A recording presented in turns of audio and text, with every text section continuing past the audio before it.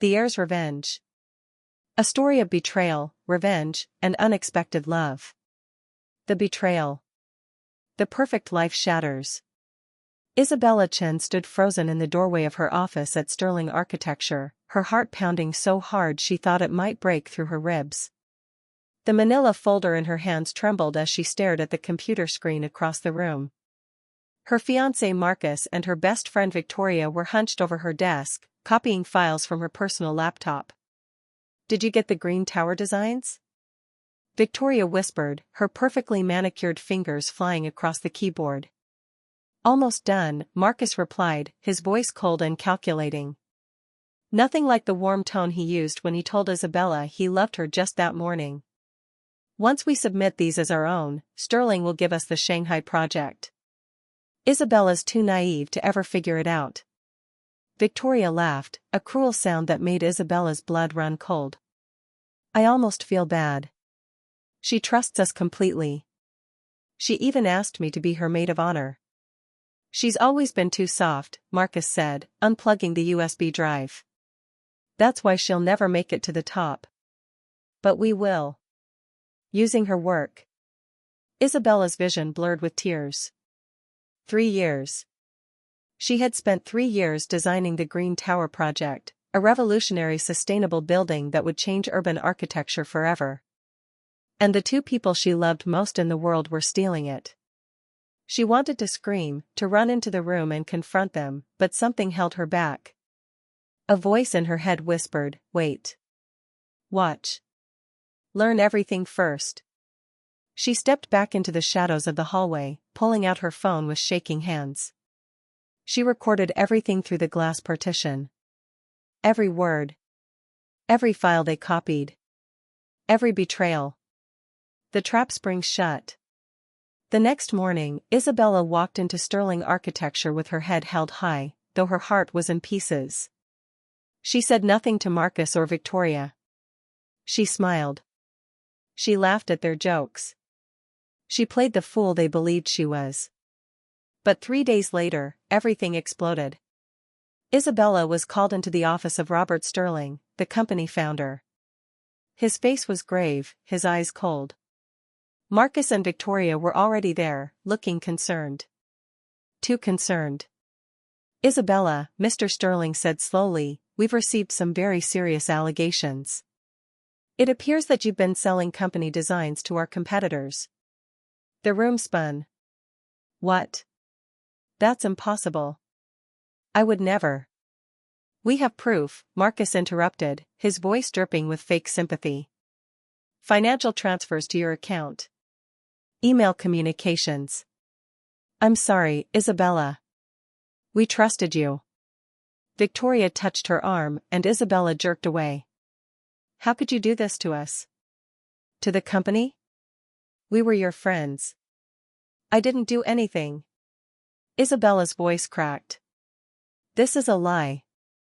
Someone is framing me." Mr. Sterling slid a folder across the desk. Inside were bank statements showing large deposits to her account, emails she had never written, and worst of all, her own Green Tower designs marked as sold to Chen Industries. "Chen Industries is your uncle's company," Mr. Sterling said quietly. "I'm sorry, Isabella. You're fired. And we're pressing charges." Isabella's world collapsed. Security escorted her from the building while her former colleagues whispered and pointed. Her access cards were deactivated. Her laptop was confiscated. Everything she had worked for was gone in an instant.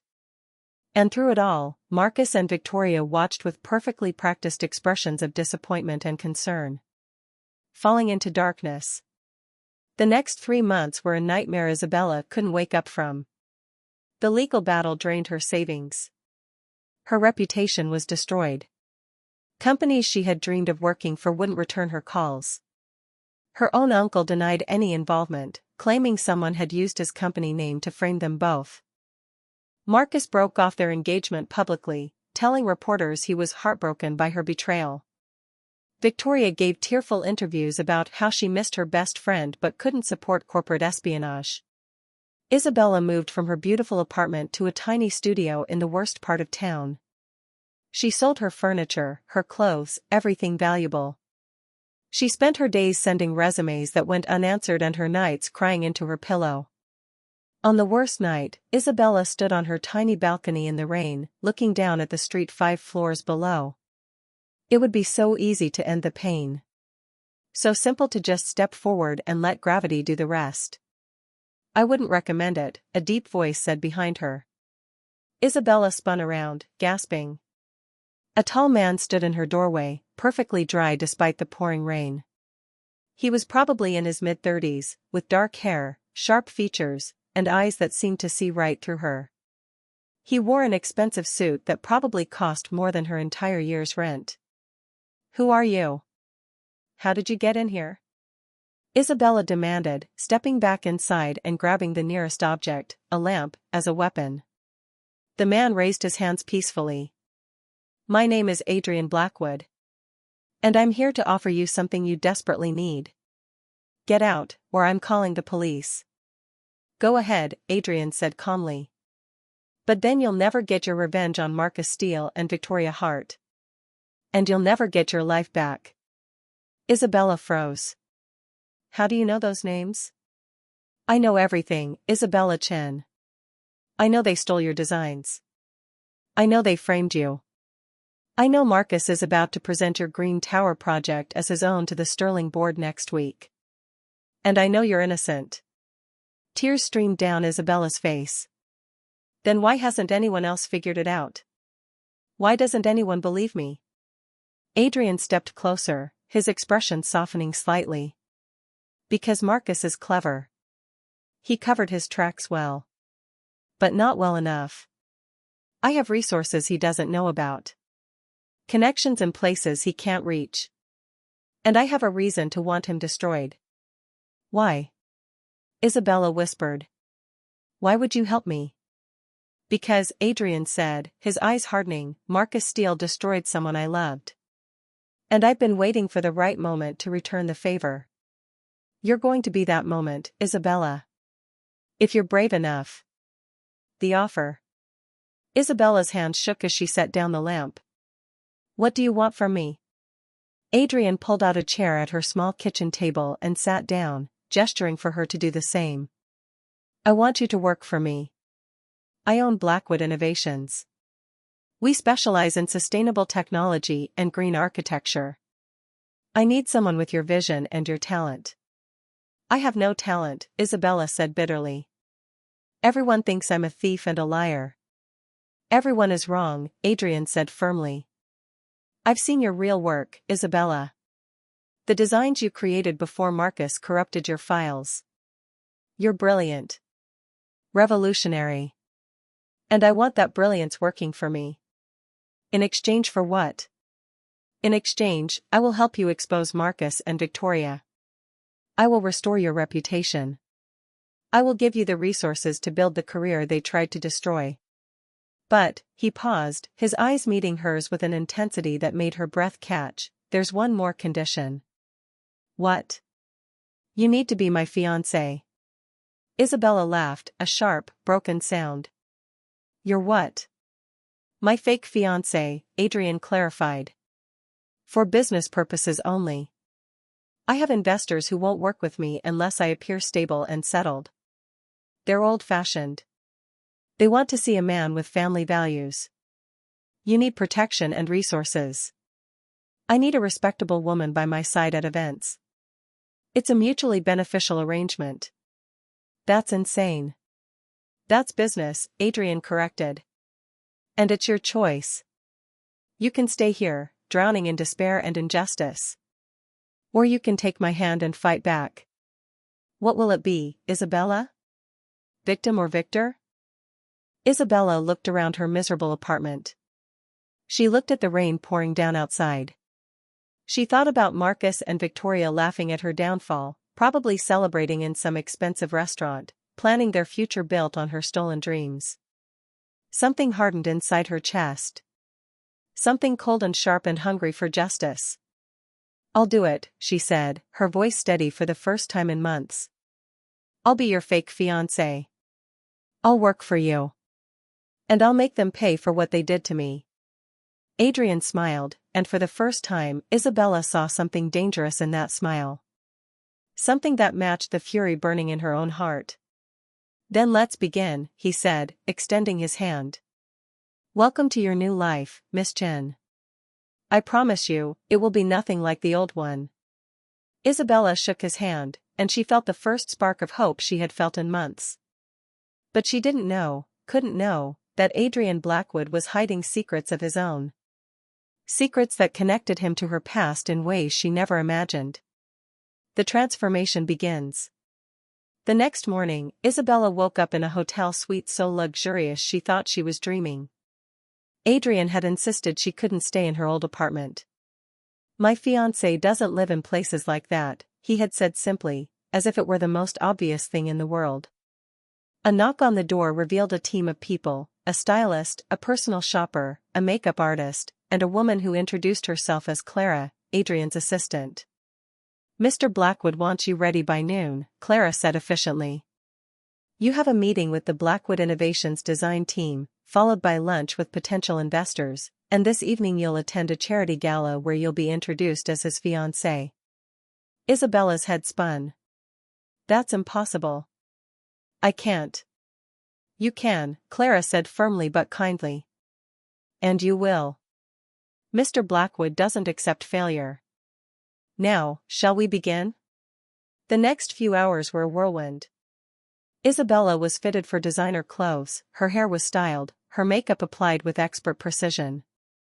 When she finally looked in the mirror, she barely recognized herself. The woman staring back was elegant, powerful, confident. Everything Isabella used to be before Marcus and Victoria destroyed her. "Better," Adrian said when she emerged. He was waiting in the living room, looking impossibly handsome in a tailored suit. "But we need to work on your posture. You're still carrying yourself like a victim." "I am a victim," Isabella said defensively. "You were a victim," Adrian corrected, walking a slow circle around her. "Now you're a weapon. And weapons don't slouch. Stand up straight. Shoulders back. Look at me like you own the world." Isabella straightened, lifting her chin. For a moment, their eyes locked, and something electric passed between them. Something neither of them expected. "Good," Adrian said quietly, though his voice had roughened slightly. "That's exactly right. Remember that feeling. You'll need it tonight." The first strike. The charity gala was held at the Grand Horizon Hotel, the most exclusive venue in the city. Isabella had only seen it in magazines before. Now she walked through its golden doors on Adrian Blackwood's arm, wearing a dress that cost more than her old car. And there, across the glittering ballroom, stood Marcus and Victoria. Isabella's steps faltered. Adrian's hand tightened on hers, steadying her. "Don't look at them yet," he murmured in her ear. "Let them come to you. Let them see you first. Trust me." It took less than 5 minutes. Marcus and Victoria were making their rounds, networking with the wealthy attendees, when Victoria's eyes landed on Isabella. Her champagne glass actually slipped from her fingers, shattering on the marble floor. Marcus turned, following her gaze. His face went white. "Isabella?" Victoria's voice was too loud, drawing attention from nearby guests. "What are you doing here?" Isabella smiled, the expression she had practiced in the mirror with Adrian's coaching.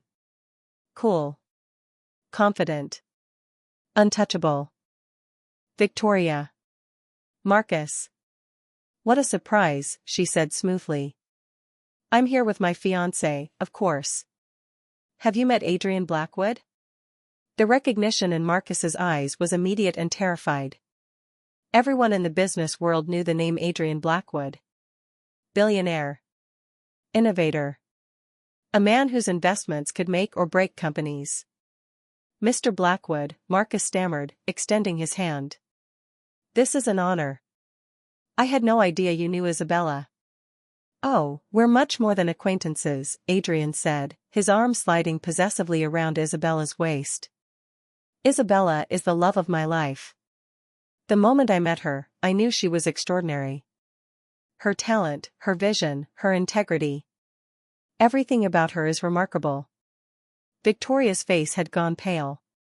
But Isabella, I thought you were. I mean, we heard. That I was struggling? Isabella finished sweetly. That I had lost everything? That I was destroyed? Yes, I imagine Marcus made sure those rumors spread far and wide. But as you can see, reports of my demise were greatly exaggerated. I don't understand, Marcus said, his voice tight. How did you two meet?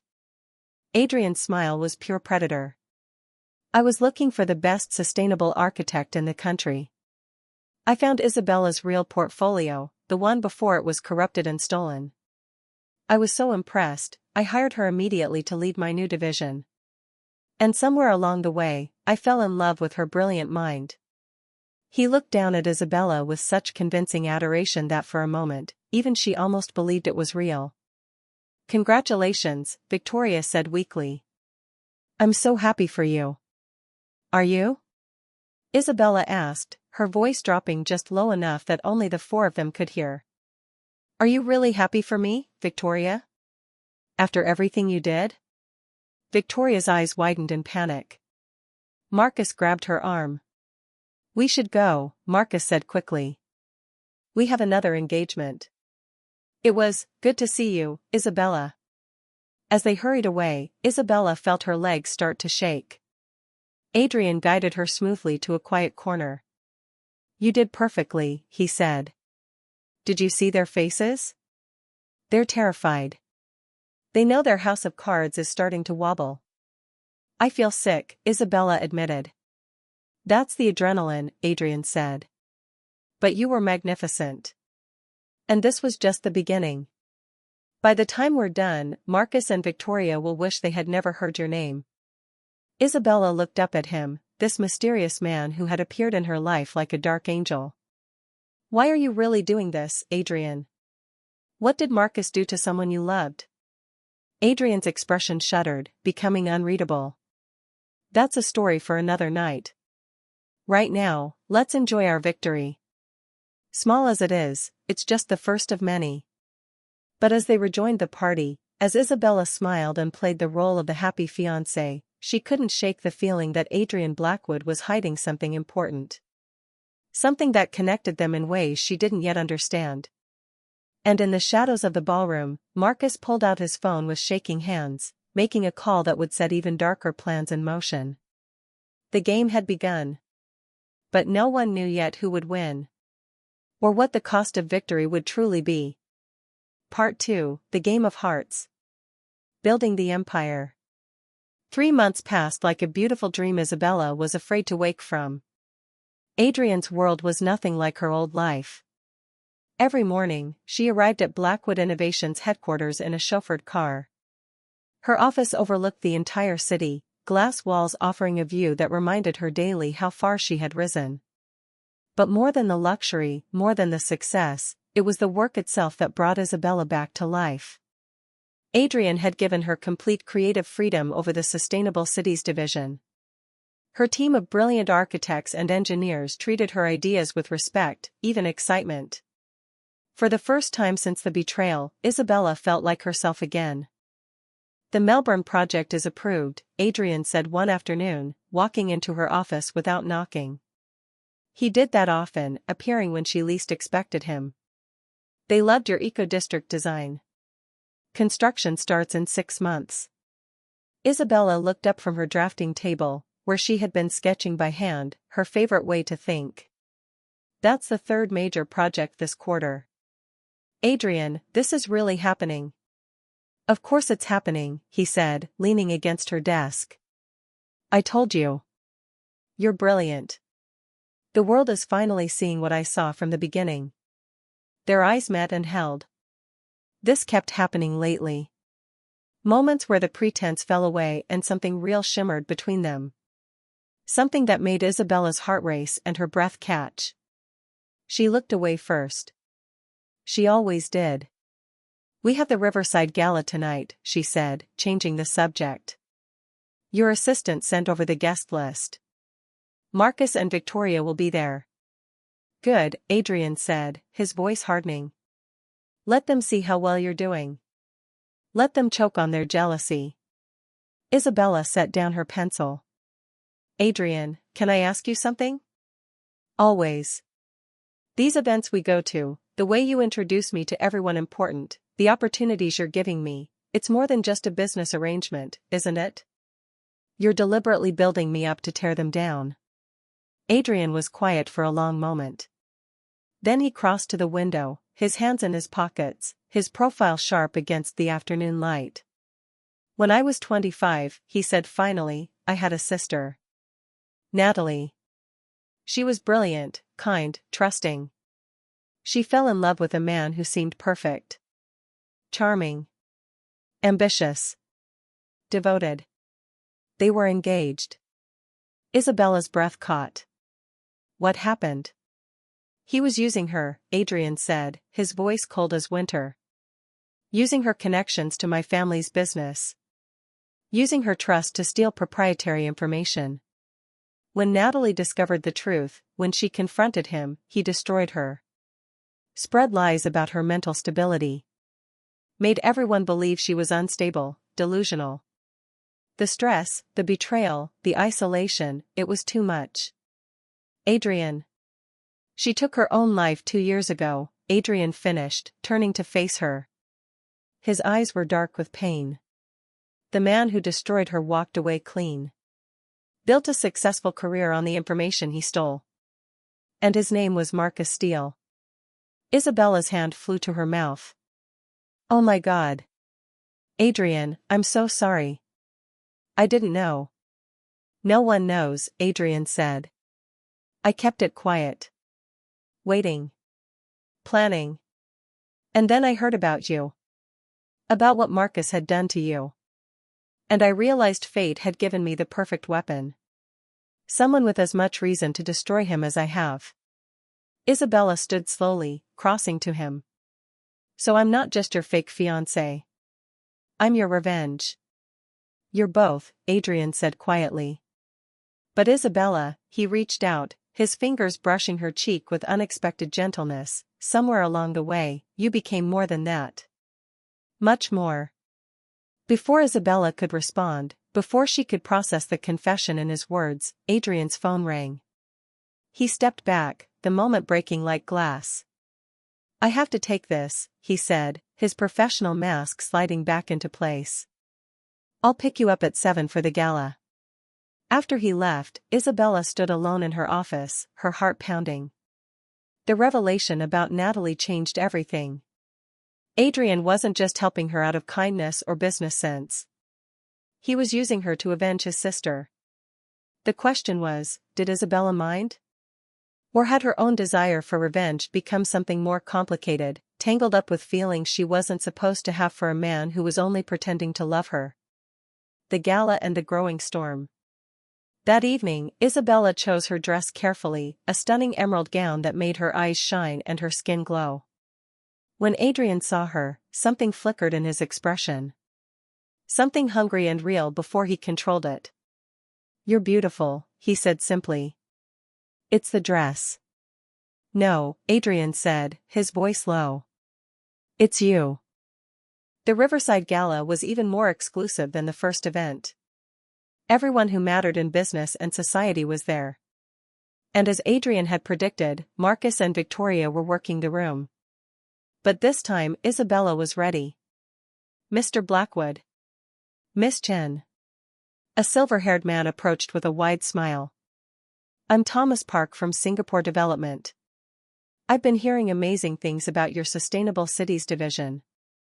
Thank you, Isabella said warmly. We're very excited about the projects we have planned. I have to admit, Thomas said, lowering his voice conspiratorially, when I first heard Adrian had hired you, I was surprised. Given all those rumors last year about corporate espionage. But it's clear those stories were completely false. Not false, Isabella said clearly. Fabricated. There's a difference. False implies error. Fabricated implies intent. Thomas's eyes widened. Are you saying someone deliberately framed you? I'm saying, Isabella continued smoothly, that theft sometimes disguises itself as righteousness. But the truth always comes out eventually. Don't you agree, Marcus? She had timed it perfectly. Marcus and Victoria had approached just close enough to hear. Marcus's face went red. Isabella, he said tightly. I don't think this is the appropriate place. For what? Isabella interrupted. For truth? For honesty? I disagree. I think these people deserve to know exactly who they're doing business with. Victoria grabbed Marcus's arm. We should go. Wait, Thomas said, his expression sharpening with interest. Marcus Steele. You're the one presenting the Green Tower project next week, aren't you? The sustainable skyscraper design? Yes, Marcus said, trying to smile. We're very proud of it. We? Isabella asked softly, dangerously. Tell me, Marcus, which part of the Green Tower did you design? Was it the solar energy integration system? The rainwater recycling infrastructure? The vertical garden ecosystem? Because I remember designing all of those. In exhaustive detail. 3 years ago. The circle of listeners had grown. People were paying attention now, phones subtly recording. That's a serious accusation, Marcus said, his voice shaking with barely controlled rage. You're claiming I stole your work? After you were fired for selling company secrets? I'm not claiming anything, Isabella said calmly. I'm stating facts. And I have proof. Adrian stepped forward, his presence commanding instant attention. What Miss Chen is too gracious to mention is that I've had forensic digital analysts examining the Green Tower files. Timestamps, metadata, original creation dates. Would you like to know what they found? Marcus's face went white. They found, Adrian continued, that every single design element was created on Isabella Chen's personal laptop between 2 and 3 years ago. Months before they mysteriously appeared in Sterling Architecture's system under Marcus Steele's name. Interesting, isn't it? This is harassment, Victoria said shrilly. You can't prove any of this. Actually, a new voice said, they can. Everyone turned. An elderly man in an expensive suit was approaching, his expression grave. Isabella recognized him immediately, Robert Sterling, her old boss. Mr. Sterling, Marcus stammered. What are you doing here? Cleaning up a mess I should have addressed months ago, Robert said heavily. He looked at Isabella, genuine regret in his eyes. Miss Chen, I owe you an apology. After Mr. Blackwood approached me with his evidence, I had our own IT department conduct an independent investigation. Marcus and Victoria didn't just steal your designs. They planted false evidence in our systems to frame you. I was a fool to believe them. The crowd erupted in whispers. Phones were no longer subtle, people were openly recording now. You're lying, Marcus said desperately. All of you are conspiring against me. I have the original files, Isabella said, pulling out a USB drive. Complete with my personal notes, draft iterations, even voice memos where I talked through my design process. Everything dated and verified. Would you like me to share them with everyone here? Or would you prefer to confess? Marcus looked around at the circle of faces, some shocked, some disgusted, all of them witnesses to his downfall. Victoria was crying, her perfect makeup running in black streaks. I loved you, Isabella said quietly, and now her voice shook with genuine emotion. I trusted you with everything. And you destroyed me without a second thought. Why, Marcus? Was it worth it? Yes, Marcus snarled, all pretense finally dropping away. Yes, it was worth it. You were always so naive, so trusting, so weak. I saw an opportunity and I took it. That's what winners do, Isabella. They take what they want and they don't apologize for it. Then I hope, Isabella said, her voice steady again, that you enjoy your victory. Because it's about to be very short-lived. Robert Sterling stepped forward. Marcus Steele, Victoria Hart, consider this your official termination from Sterling Architecture. I'll be filing charges for corporate espionage, fraud, and theft of intellectual property. Security will escort you out." As security guards appeared and led a screaming Marcus and a sobbing Victoria away, the crowd burst into applause. People surrounded Isabella, shaking her hand, congratulating her, apologizing for doubting her. But Isabella barely heard them. She was looking at Adrian, who stood slightly apart, his expression unreadable. When they finally escaped to the car, Isabella was shaking, not from fear but from the adrenaline of victory. "We did it," she whispered. "Adrian, we actually did it." "You did it," Adrian corrected. "I just gave you the platform." Isabella turned to him in the darkness of the car. "No. You gave me everything. You gave me back my life. You gave me justice. You gave me," she stopped, the words catching in her throat. "What?" Adrian asked softly, his hand finding hers. "What did I give you?" "Hope," Isabella whispered. "When I had none left. You gave me hope." Their faces were inches apart. The city lights flickered through the windows, painting shadows across Adrian's features. Isabella could feel his breath, see the conflict in his eyes, the wall he had built to protect himself warring with something that wanted to break free. "Isabella," he said, his voice rough. "This arrangement, this fake engagement." "I know," she said quickly. "It's not real. It's business." "I understand." "No," Adrian said. "You don't understand. I'm trying to tell you that somewhere along the way, it stopped being fake for me. When I look at you, when I touch you, when I watch you be brilliant and strong and forgiving when you have every right to be bitter, I don't see my revenge anymore. I don't see my business partner. I see." His phone rang, shattering the moment. Adrian cursed, pulling it out. "Blackwood," he answered, his voice clipped. Then his expression changed. "What? When?" "I'm on my way." He looked at Isabella, conflict and urgency warring in his face. "There's been an accident at one of our construction sites. I have to go. I'll have the driver take you home." "Adrian, wait." But he was already out of the car, flagging down a taxi, disappearing into the night before Isabella could finish whatever she was going to say. She sat alone in the back seat as the driver pulled away, her heart pounding. Adrian had almost said it. Almost confessed that what had started as pretense had become real. But did Isabella feel the same way? Or was she just confusing gratitude with love? Confusing the thrill of revenge with genuine emotion? She didn't know. But she was starting to realize that somewhere between the betrayal and the victory, between the pain and the healing, she had fallen for Adrian Blackwood. The man who saved her. The man who armed her. The man who was supposed to be fake but felt more real than anything she had ever known. The turning point.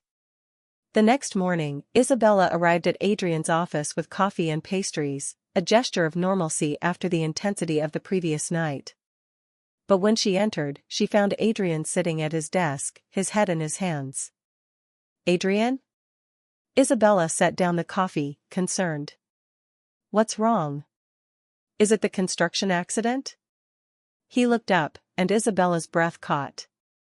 His eyes were red-rimmed, his face haggard as if he hadn't slept. "The accident was Marcus," Adrian said flatly. "He caused it. Deliberately. Sabotaged the equipment at our Melbourne site. 3 workers were injured. 1 is in critical condition." Isabella sank into a chair. "Oh God. Is he going to be okay?" "I don't know yet." Adrian's voice was hollow. "But Isabella, it gets worse. Our IT team found evidence that Marcus has been planning more attacks. He's not done. He's going to try to destroy us both, whatever it takes. Then we stop him," Isabella said firmly. "We press charges. We." "He's already gone," Adrian interrupted. "He fled the country last night." Private jet to a place with no extradition treaty. We can't touch him legally. And from there, he can keep attacking us from a distance. Isabella felt cold. So he wins? After everything, he just gets away? Not if we're smarter, Adrian said, standing up. He walked to the window, his body tense. I have connections.